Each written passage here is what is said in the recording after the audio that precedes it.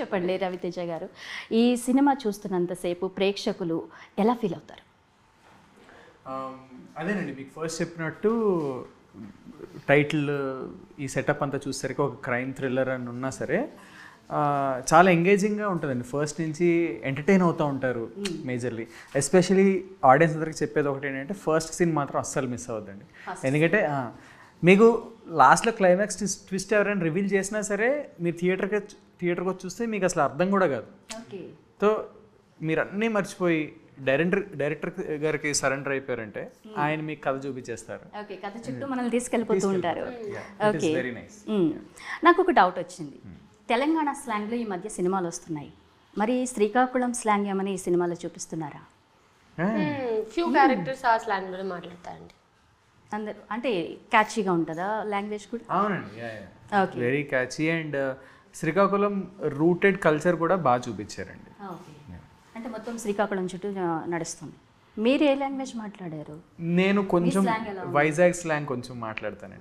Vizag మనగురి slang లేదు, దగ్గరే కాకినాడ, అంటే ఈస్ట్ వెస్ట్ ఆ స్లాంగ్ మీద ఉంటుంది.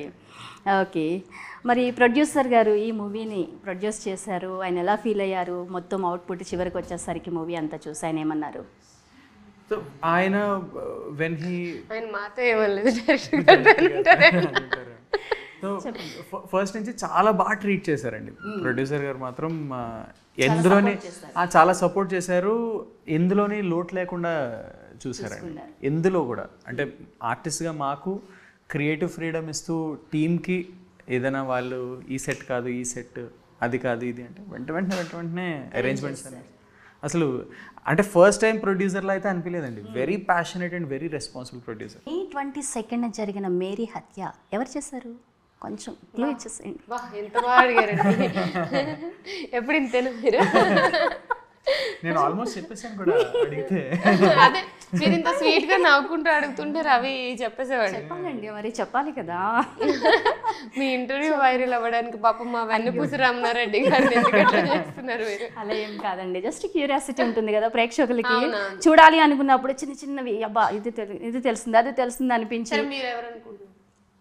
మేము ఎవరు మాకు చూపించలేదు కదండి, లేకపోతే ఈ పాటికి మేము అందరికీ చెప్పారు. మీరు చూసిన ట్రైలర్ బట్టి, టీజర్ బట్టి, పోస్టర్ బట్టి నేనైతే ఈయన అనుకుంటున్నానండి.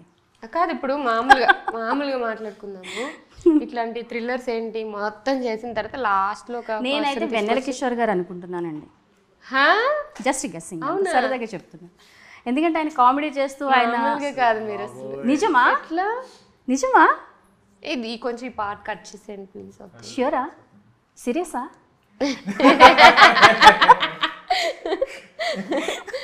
ఒక్క నిమిషం నన్ను నా మైండ్ బ్లాక్ అయిపోయింది. ఓకే, అంటే మేరీ ఎవరండి? సియా గౌతమా? మేరీ కాదండి, మేరీ మీకు ట్రైలర్లో చూపించాం కదండి. నవ్య అని ఒక వండర్ఫుల్ యాక్ట్రెస్, ఆమె చేశారు. ఓకే, అసలు డెడ్ బాడీగా చాలా బాగా చేశారు. Dead body. ముందు మరి సియా యొక్క క్యారెక్టర్ ఎలా ఉంటుంది ఇందులో? పోలీస్ ఆఫీసర్ రోల్ చేస్తున్నారు దీంట్లో చూసినట్టు. ఓకే, సో ఇప్పుడు వెన్నెల కిషోర్ గారు, సియా గారు అందరూ కలిసి ఒక సిచ్యువేషన్ జరిగింది. ఆ సిచ్యువేషన్ దేనివల్ల జరిగింది, ఎందుకు జరిగింది, ఎందుకు, ఎలా, ఏమిటి అన్న క్వశ్చన్స్ అన్నిటిని తెలుసుకోవడానికి ట్రై చేస్తారు. ఓకే.